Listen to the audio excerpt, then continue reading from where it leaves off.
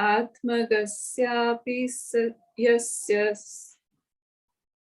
svara tanopadan natayadi na moksharha savigyeyo vanto so brahmana dhruvam.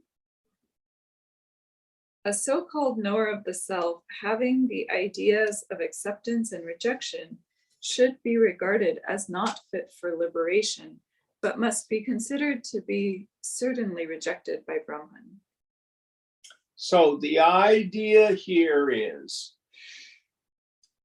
if we hold on to the idea, I must do this and not do that, I must accept this and reject that, and even more importantly, it's paradoxical. If I think I am a knower of Brahman,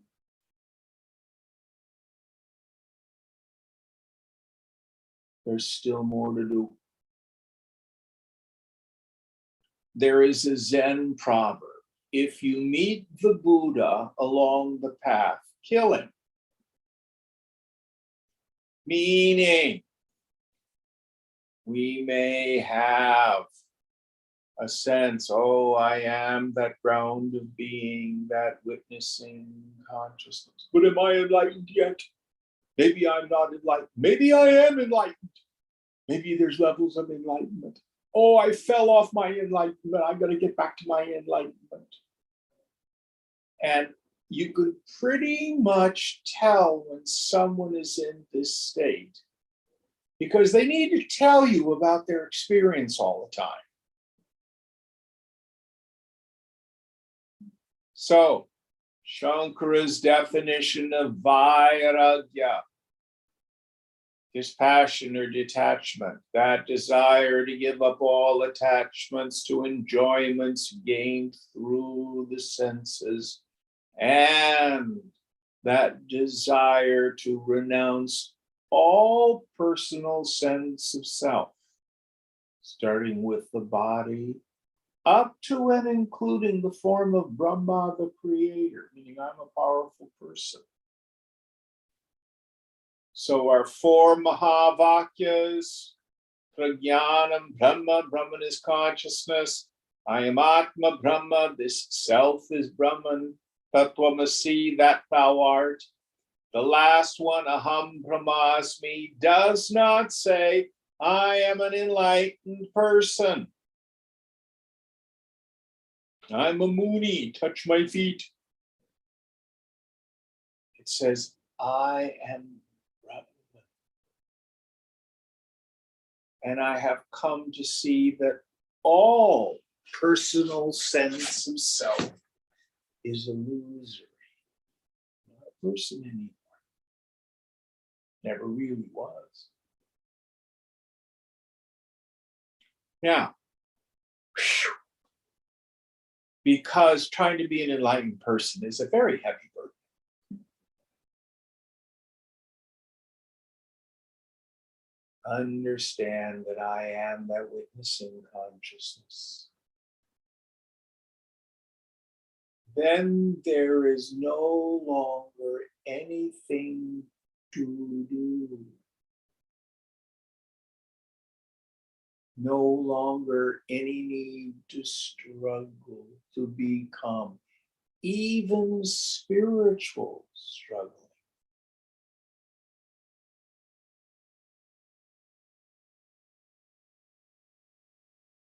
This is the deepest meaning of the Jewish notion of Sabbath, Shabbat, where there's complete rest.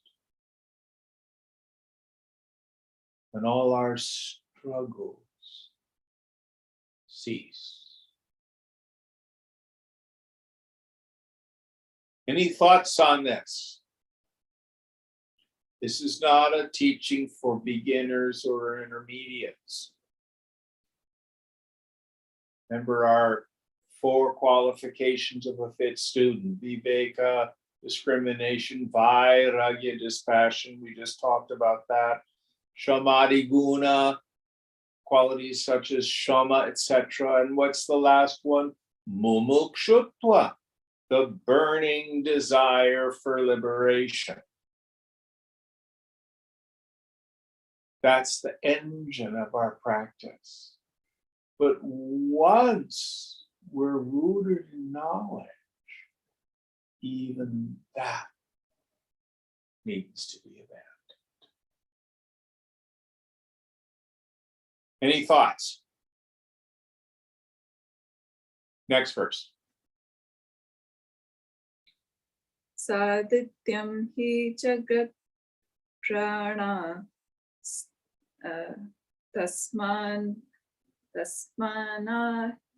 harnishevava pranagyasyapi nasyantam kuto brahma vido dvaye. Even for a knower of prana, the world with the sun is prana, and therefore there is no day or night for him. How can they be a knower of Brahman in which there is no duality? That's a tricky one. Read it again, please. Even for a knower of prana, the world Prana, with right? prana, Okay. yeah, the world with the sun is prana, and therefore there is no day or night for him. How then can there be a knower of Brahman in which there is no duality? Okay, I think this is a reference. There are some footnotes Please. if you want me to read. Yes. So Just read the footnote. okay, the first footnote is, though he has not gone beyond all difference. And then prana is the being identifying himself with the universe. A meditator on prana gets identified with him. And then the third footnote says, so no duties to be done in particular hours of the day and night. Okay. So I think the point here is in the scriptures, we have various meditations. If you meditate on this, you get this benefit. If you meditate on that, you get that benefit. Here, if you become a knower of prana, you have this benefit. But the bottom line is, for the knower of Brahman, gone beyond all accomplishments, benefits. I had a dream last night where I accomplished being able to stand up on the back of a horse. And the night before that, I was able to go and make the sailboat go. I am so powerful in my dreams. Means nothing to the waker.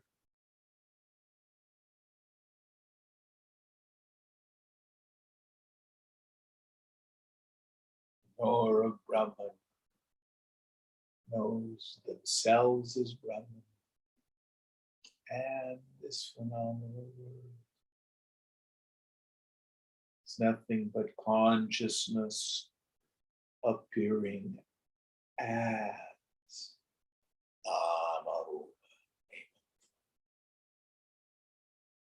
Next one.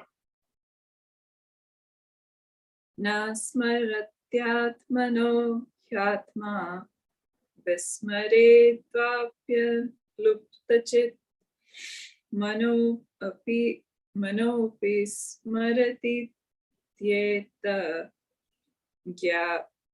jnana magyana hetujam. The self whose consciousness never ceases to exist neither remembers nor forgets itself. That the mind remembers the self is also a knowledge caused by ignorance. Yes. So, both bondage and liberation occur to the mind. The self is ever free. We have two kinds of knowledge here. The first is the self-evidence of I. You do not see, hear, taste, touch, or smell yourself. You do not emote yourself. You do not think yourself. Yet you are not unknown, I mean. And that is a perfect and eternal and unchangeable knowing. Listen carefully. Everybody already has it. So what is bondage and liberation? They occur to the mind. When I am in the state of ignorance and I think I am my body, suffer.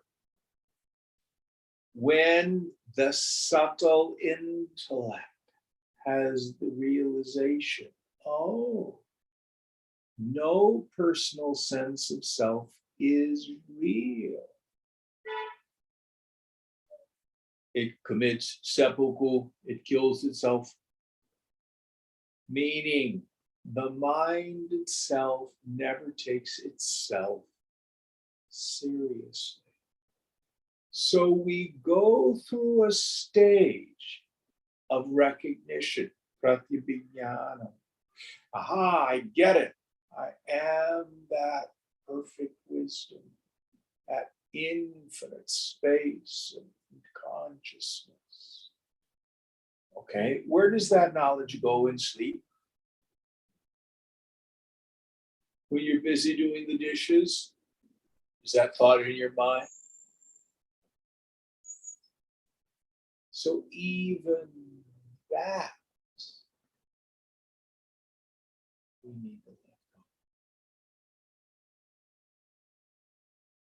The only real knowledge, the only perfect knowledge is the self-evidence of the self. Everything else is illusion. Now again, this is an advanced teaching. If beginners read this, they get caught in the Vedanta logic loop. If that deep insight in the subtle intellect is an illusion, why should I bother with it? If the fact that I'm identified with my body is an illusion, why should I bother to get rid of it? If I'm attached to drugs, sex, and rock and roll, why should I bother to give it up? It's all just an illusion anyway. And then the teacher says, how is that working out for you? I'm miserable. I hate my life. But it's just an illusion. It's just an illusion. It's just an illusion. That's stupid. So there's a process here. Do not renounce this insight in the subtle intellect until you have it. Or as Tejo Mayananda used to say, I woke up this morning and I renounced being president of the United States. It's nonsense. He was never president. He was never going to be president. It's just merely faulty, spurious logic used to rationalize our suffering. So, how long should I hang on to the mumukshu? As long as I still have doubts. One of the marks of a person of steady wisdom is the mind no longer throws up doubt.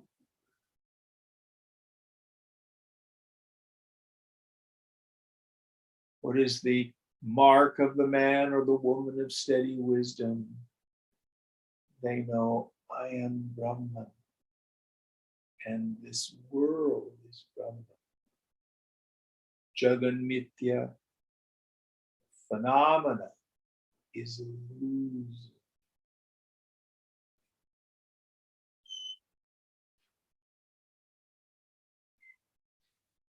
Any thoughts on this?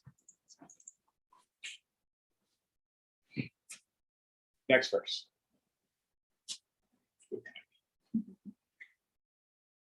Gyaturgeha paro hyatma so vidya kalpitah smritah apodhe vidyaya tasmin jatram sarpa ivadvayah. If the Supreme Self be an object of the knowledge of the knower, it must be a superimposition due to ignorance. It is only the self without a second when that superimposition is negated by right knowledge, like a snake in a rope. So again, Shankara is fond of this classic image, Sarpa Raju, the snake in the rope. So the rope is on the ground and I do not apprehend that it's a rope, so my mind superimposes a snake. Then I become fearful. What's the antidote? Inquire. Oh, it's not a snake, it's a rope. How could I have thought it was a snake? How weird. So here, if you think you are a knower of Brahman, 10 years ago I did not know Brahman. Now I know Brahman. That is an object of knowledge. It is an object of awareness. That isn't it. It too is a superimposition.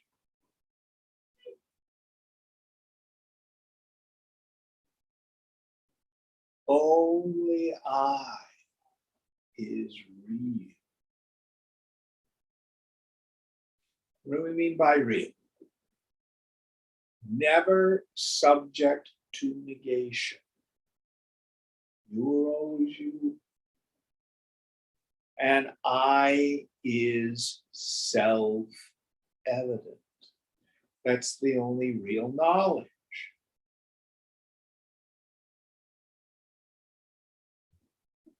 All else, mithya.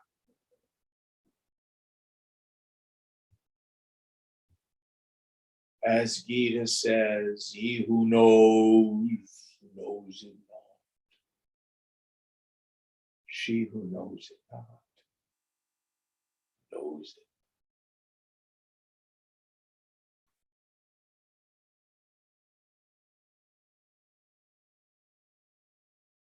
Any thoughts on this? Next verse. Kartu karma phalabhavat sabhyantaram hyajam mamaham veti yo bhava tasmin kasya kuto bhavet. Who and for what reason will attribute the ideas of me and mine to the self as it is unborn and comprises the interior and exterior on account of the fact that the agent, actions, and their results do not exist? So I have the feeling of agency. I did the dishes this morning. I made my bed. But I have the same experience in the dream state. I do such and such, and I do not do so and so. Upon awakening, I see that that sense of agency is an illusion.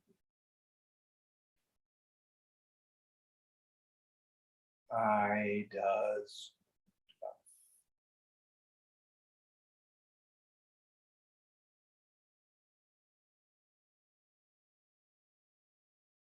This world just passes in front of me. And that includes this particular body, mind, intellect.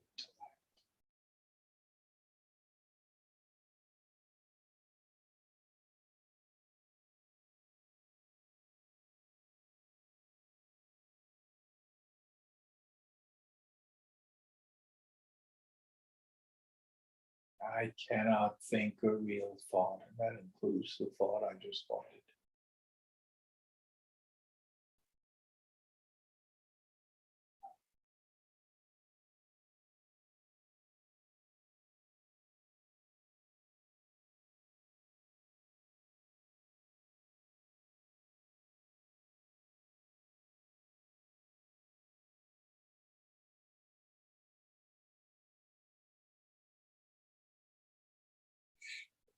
So there's a story in the Zen tradition about the selection of the fifth Zen patriarch, sixth Zen patriarch.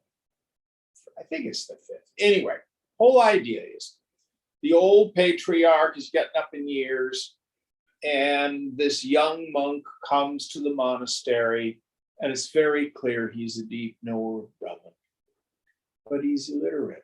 So they put him to work in the kitchen. Old monk is getting close to his end, so he decides that the selection of the next Zen patriarch will be done by the composition of a poem. And there's a senior monk,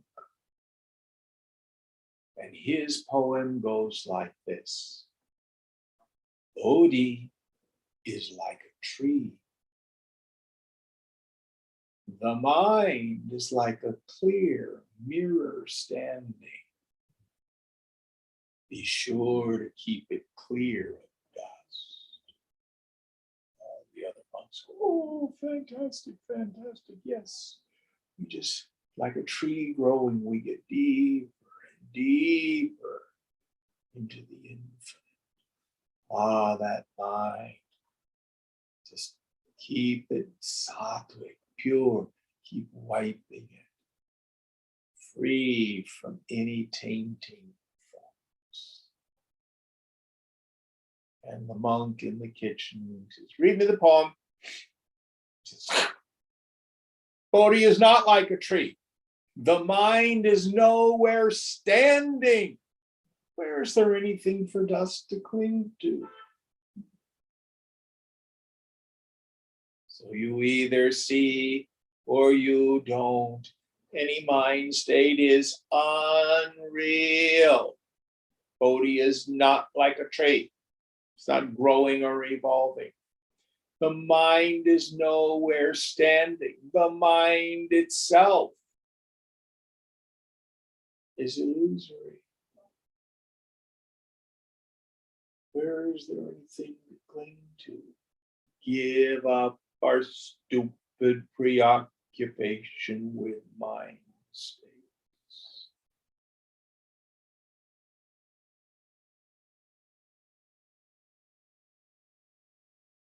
Next verse.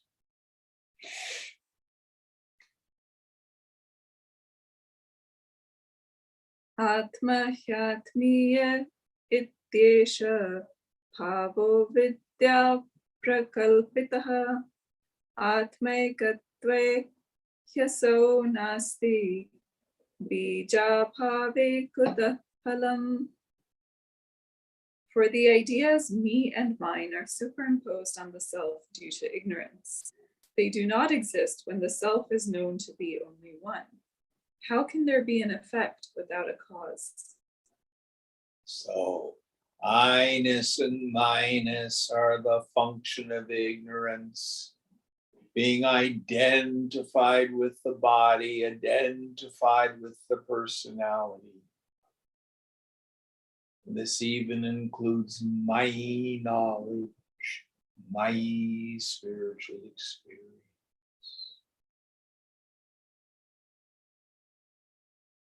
It is the mind itself which grasps its own unreality.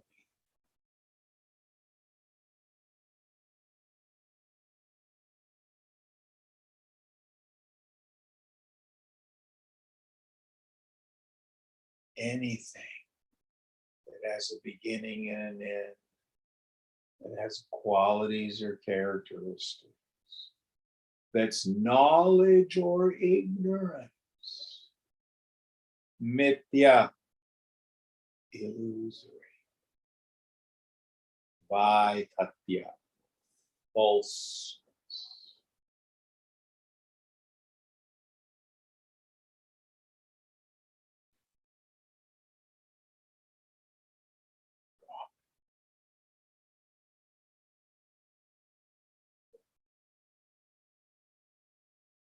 Next verse.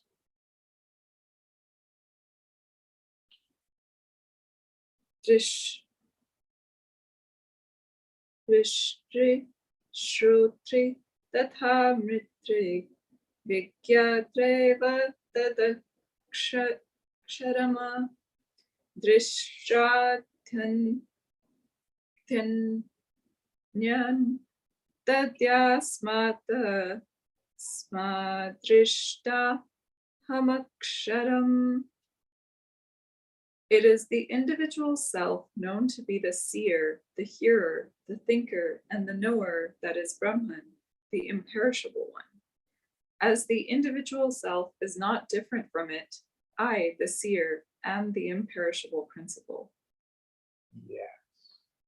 So in the end, it's nothing more than the simple awareness of the most ordinary waking state.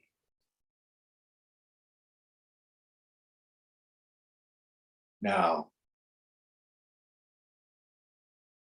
at again, one level of our practice, I talk about tuning up the mind, this deep introversion,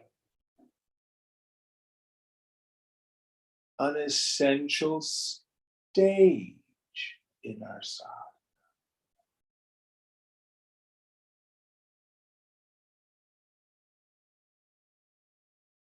But think, you go into it, you come out of it. Even if you're in it all day long, where does it go at night? Gone.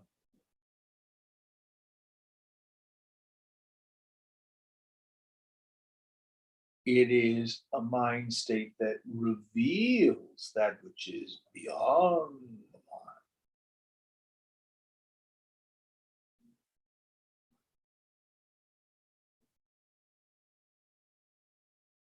But whatever condition the mind is in, are not you.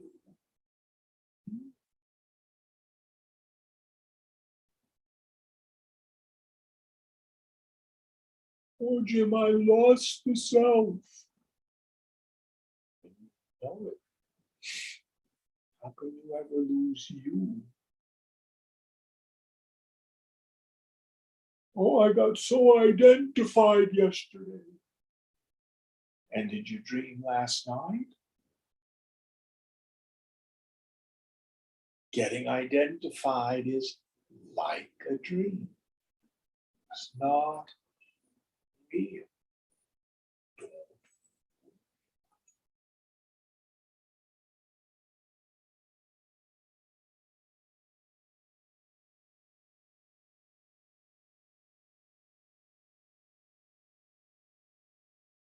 Only yourself is real. And again, the language fails it when we think of myself. I do not possess the self the way I possess a hand or a foot or a nose. That is an object of knowledge. This is my nose, that's my toes. But I can't say, that's myself, as opposed to this, which is my not self. You are an eternal factor. Nityananda. Eternal.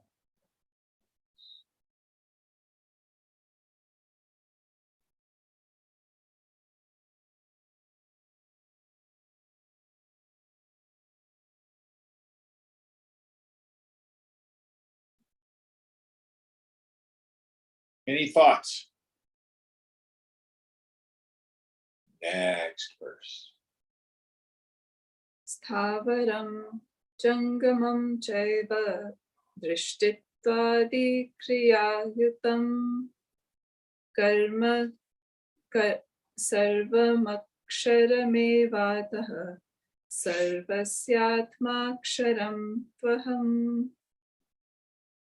As all beings, moving and non-moving, are endowed with actions such as seeing, etc., they are Brahman, the imperishable one. Therefore, I am the self of all, the indestructible one. So all sentient beings have equipments that vary. I'm sitting here, Aditi is sitting over there. You out in Zoom land are sitting there. I'm aware of my body. You are aware of your body. You see the kitty cat going, it's aware of its body. You are aware of your thoughts and feelings. I'm aware of my thoughts and feelings. The kitty cat has thoughts and feelings.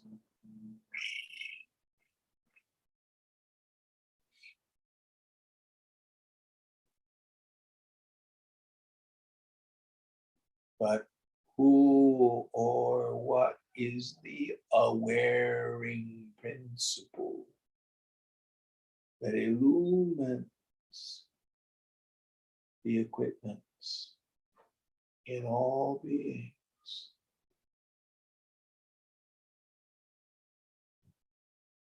When I look behind my eyes, as it were, there's nothing there. Chidakasha, the space of pure awareness. And when you look behind your eyes, you have the identical experience. Now, a kitty cat may not have the capacity for self-inquiry, self-introspection. That kitty cat's mind may not be able to do that. Then a lot of the people out there in the world don't have the capacity to do that either. It doesn't change the fact that the consciousness that illumines everything is one. The self in me is not like the self in you. The self in me is the self in you. But I'm unique, I'm different. You don't know about my problems. I have issues. Your mind, in fact, is probably very different than mine. But you are not different than me.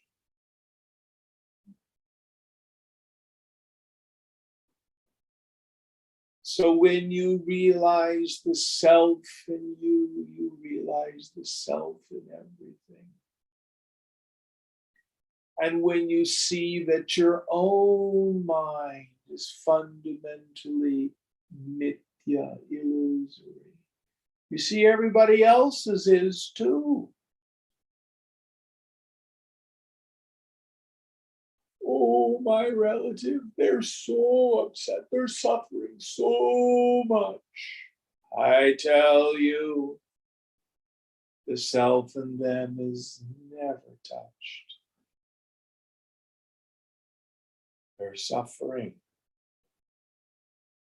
is just guna and dharma, qualities of mind, the force of the past. They're fine.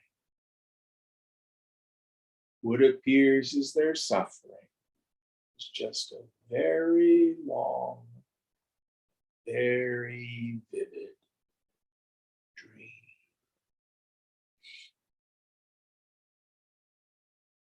So your spouse says in the morning, "Oh, I had the weirdest dream. I dreamt I was tied to the back of a horse which turned into a dragon. It was terrible." Oh, that sounds so weird. Would you like some toast?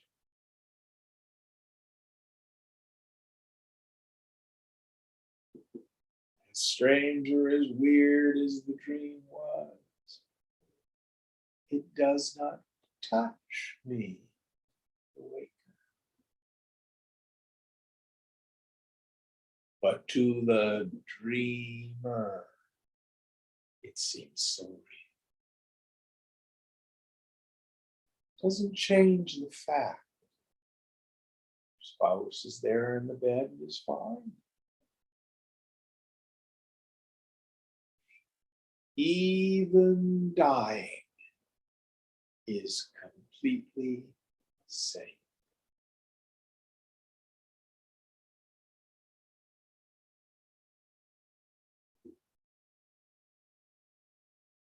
Now, this is not a teaching we beat someone else over the head with. That's unkind. We meet people where they are in their particular state of consciousness. Someone calls you up and says, "Oh, I'm freaking out. I just got diagnosed with cancer." You are sympathetic. You are kind. You are supportive. This is good manners.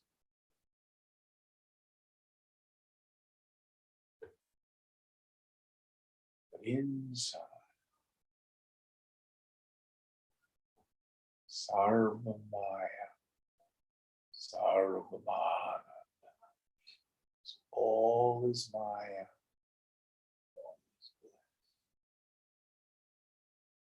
Sarvam Kalvinam Brahma. All this is verily Brahma.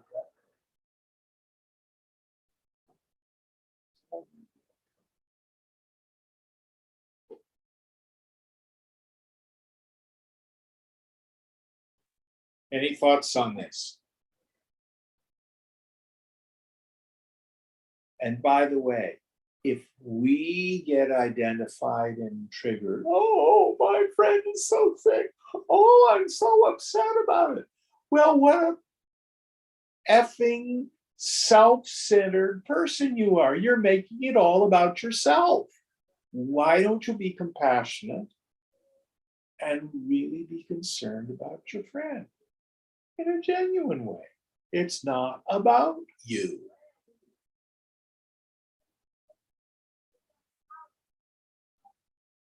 We think our own self-indulgent pity means we care a lot. No, you just become another part of the problem. Next one.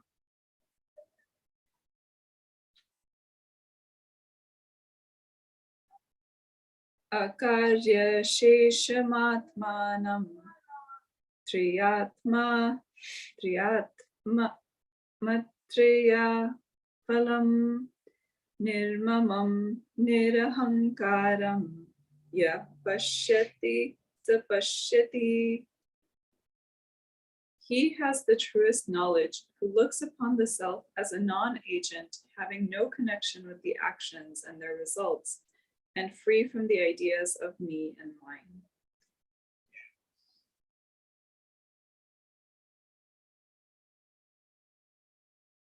So watch the movie going by.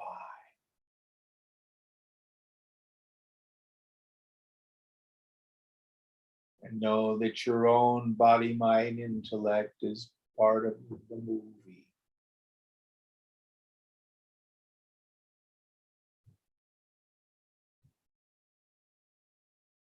You go nowhere. You do nothing. You simply know. And this incredibly diverse and always changing now passes in front of you.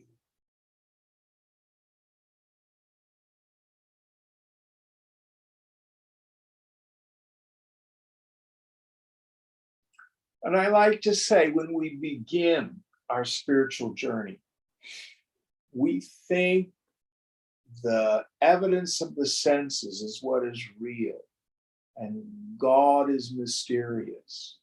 Well, I accept reality.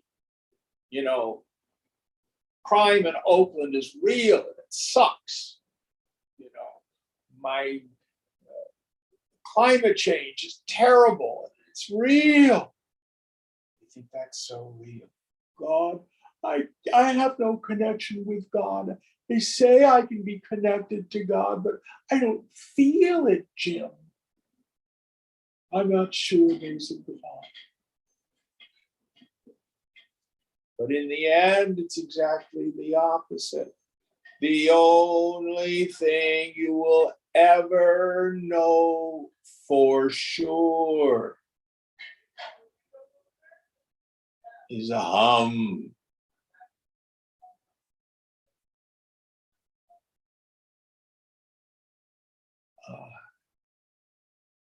And the world is nothing but mind appearing as name and form. It's the world that's mysterious.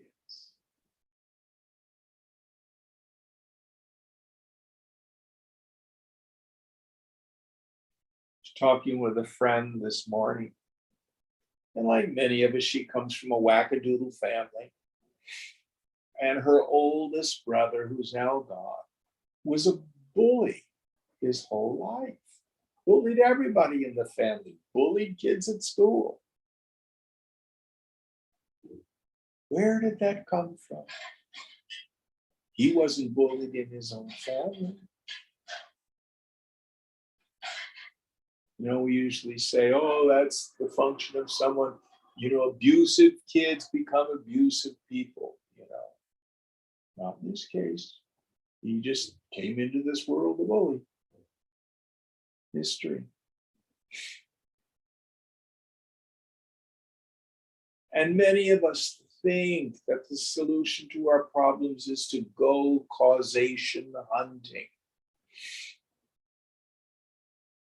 At the time of Shankara, it's because of a past life. I'm having such a hard time this time because of past life. We have the same process now, we just call it differently. I'm doing inner child work. The cause of my problems is my family of origin. I'm traumatized as a child.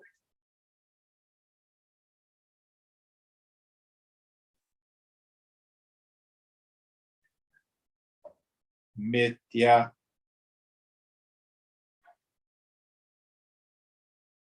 Which is more real, a pleasant dream or a nightmare?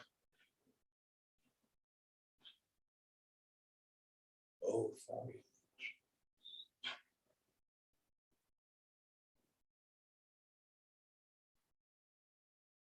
Drop the mind itself.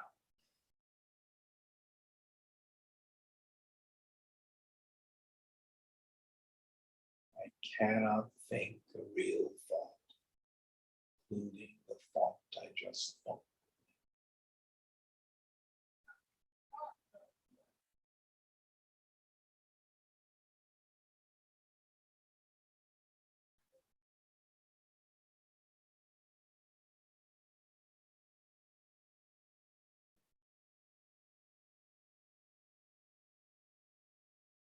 Oh, I'm suffering because of that in the past. Are you sure? I believe it. Yeah, that's right, you do. Cannot prove it. And we can't even prove that we perceive a world.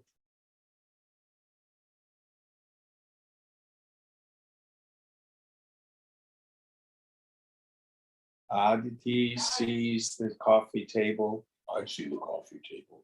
There's no way to prove what we're perceiving is the same thing. We just agree to call whatever it is we're experiencing coffee table. We never really even contact the objects of the senses.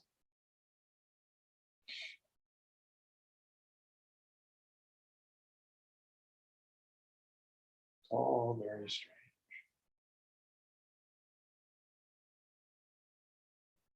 So the whole thing flips on its head. The only thing absolutely knowable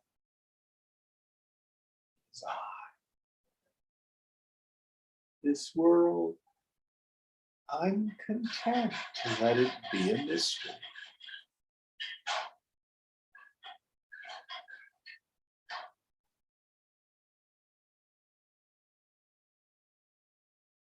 Any thoughts on this?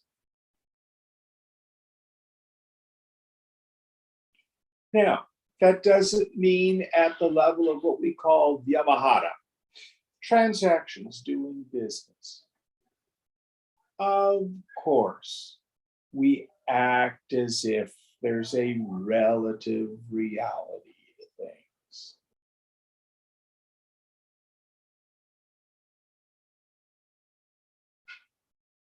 On a deeper level, don't believe the movie.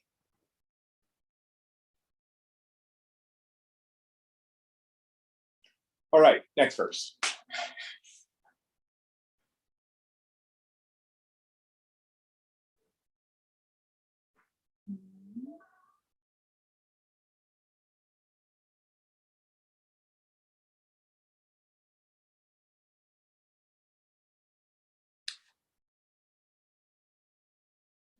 Mama hankarat yatnecha shunya eva svabhataha atmaniti yadi gyatma swastha kim mihite. Be in peace. What is the use of efforts if the self has been known to be naturally free from the ideas me and mine and from efforts and desires?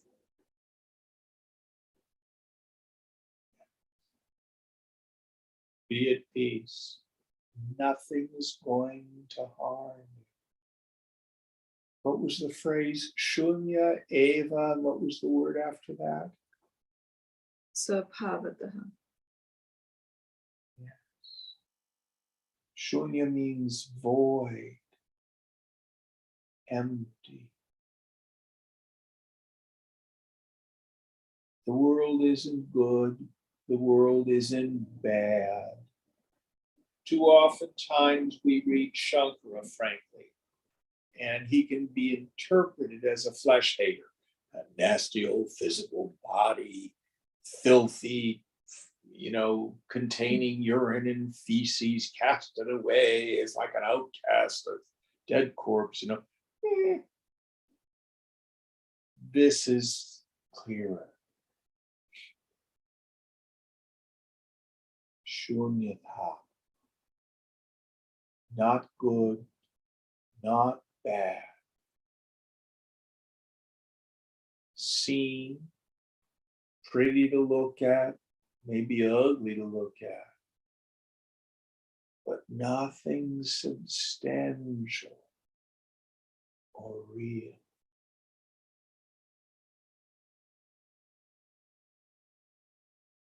Here's a very interesting and profound point. Again, language fails us, but I'm going to use dualistic language because that's all we have. The only, as it were, activity that the self is engaged in is its self-evidence. The self is always knowing I. You always know that you were you. That is the eternal constant. Now, I peep out at a world of name and form, and I see name and form. But the names and forms are illusions superimposed on Brahman consciousness. The very act of knowing the phenomenal world is still the self-knowing of Brahman.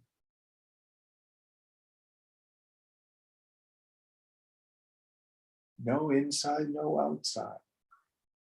No introversion, no extroversion. It's all only Brahman knowing Brahman.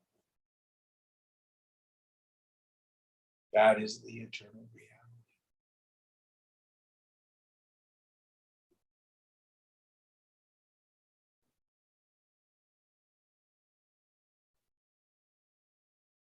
Nothing else to know.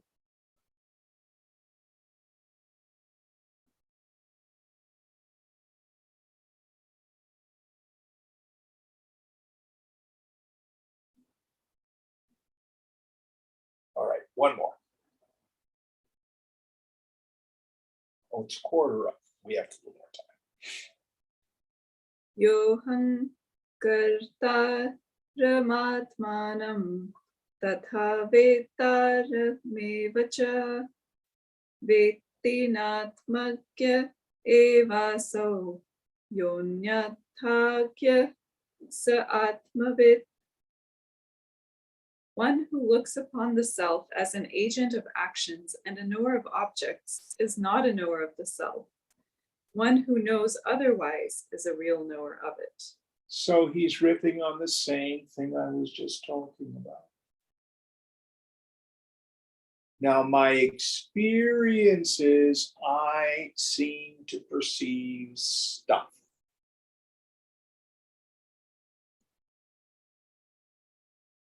And the insight comes from understanding this word Advaita, which means not two. In my early sadhana, I said, well, why do we call it not two Vedanta? Why don't we call it Ekam Sat Vedanta? The one truth. Because that's not my experience. It may be my experience in Samadhi. Brahman alone is. But my experience as I function in the world is I see stuff.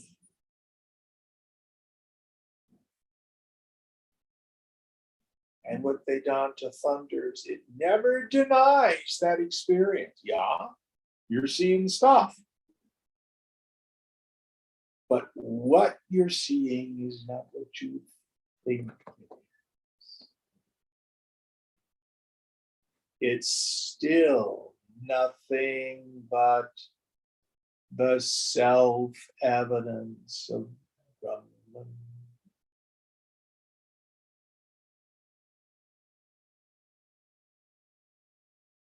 There's no me, Jim. Knowing objects and people separate from me.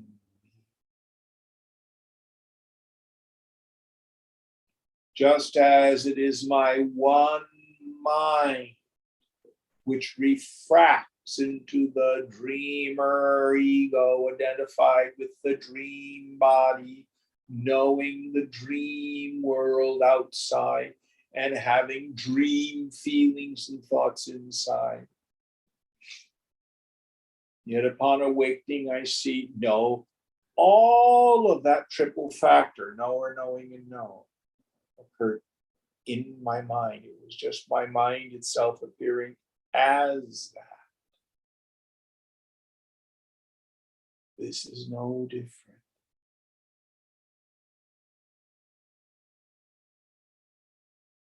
Just as no matter how much travel goes on in the dream, I, the waker, go nowhere. Likewise, no matter what mishigas goes on, I love that word, good Yiddish word, craziness. No matter how much craziness goes on, I go.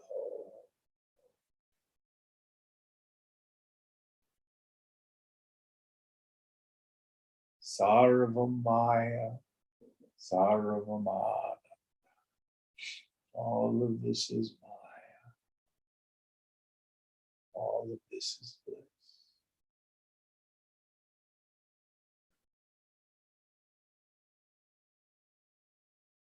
Take it easy. Don't worry. Be happy.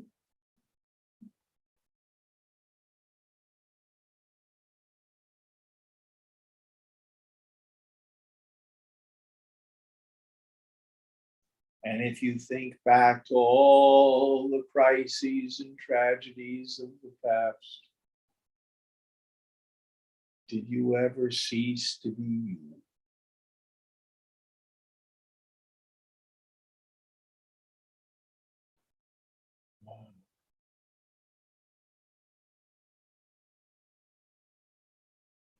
And in the midst of it, you were still you.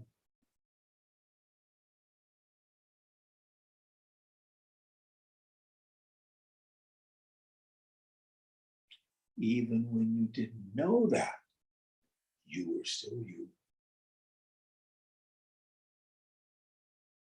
Oh, I had such a terrible week, Jim. I'm so sorry. This tragedy happened. Oh, I'm so sorry. By the way, did you know the tragedy? Oh, did I know the tragedy? It was so painful. Did you cease to exist? No. I am, I shine, still there. Yeah, but you don't understand. Probably not.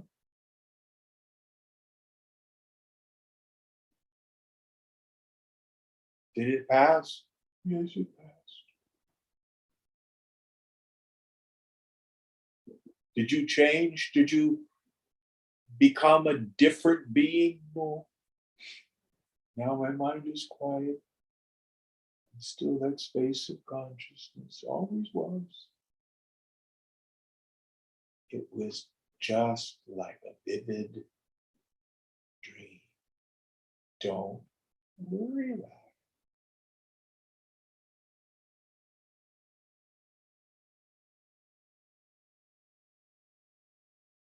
Okay, one more.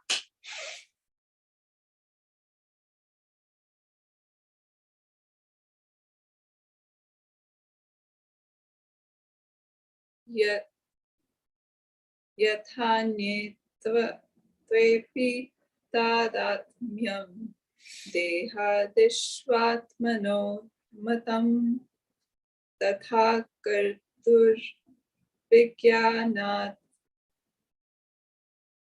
phala karmatma manaha. just as the self is identified with the body, etc., through different though different from them, so it is looked upon as the agent of actions and the experiencer of their results, owing to the fact that it is not known to be a non-agent. Yes. Here it means the self. So it seems like in the dream, I am the person driving the car down the mountainside and falling off the cliff. But in truth, I am not that agent. It's just the mind.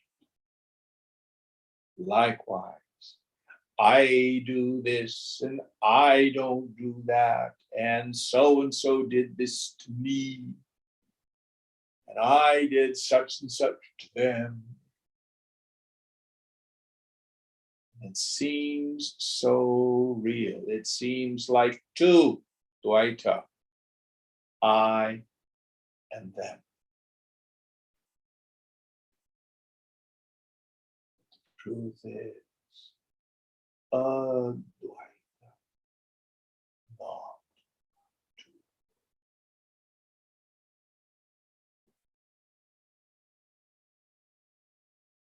Maya is co-eternal with the infinite.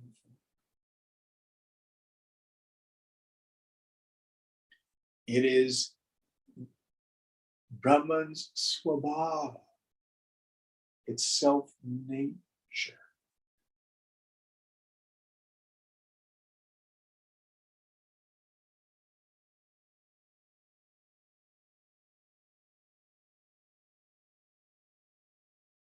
It's like as if you had a sword and you were trying to slice up a hologram.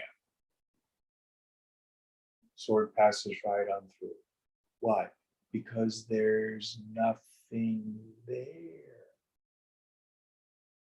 Light.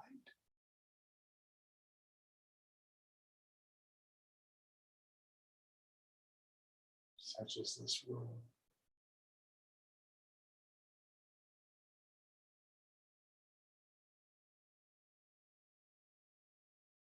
None of it ever touches you. None of it ever touches the self in anyone.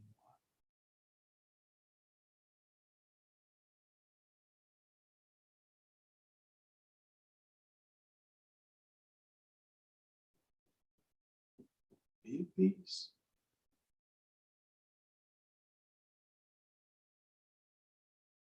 And the first manifestation in Maya is Ishvara.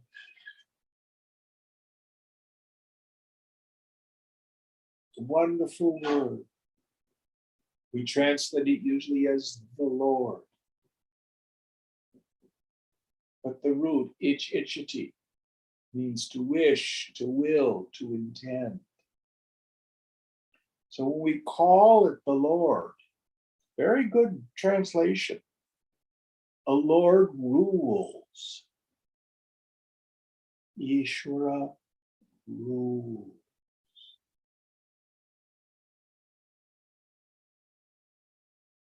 God's in charge.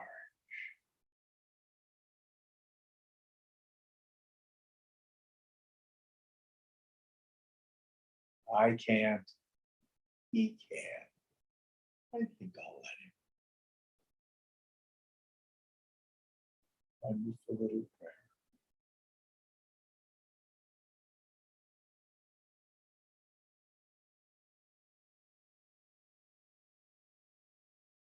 All right, we'll end here today. Om Purnamada Purnamidam Purnat Purnamudachyate Purnasya Purnamadaya Purnameva Vashishyate. Om Shanti Shanti Shanti. Hari Om Sri Guru Namaha. Hari Om.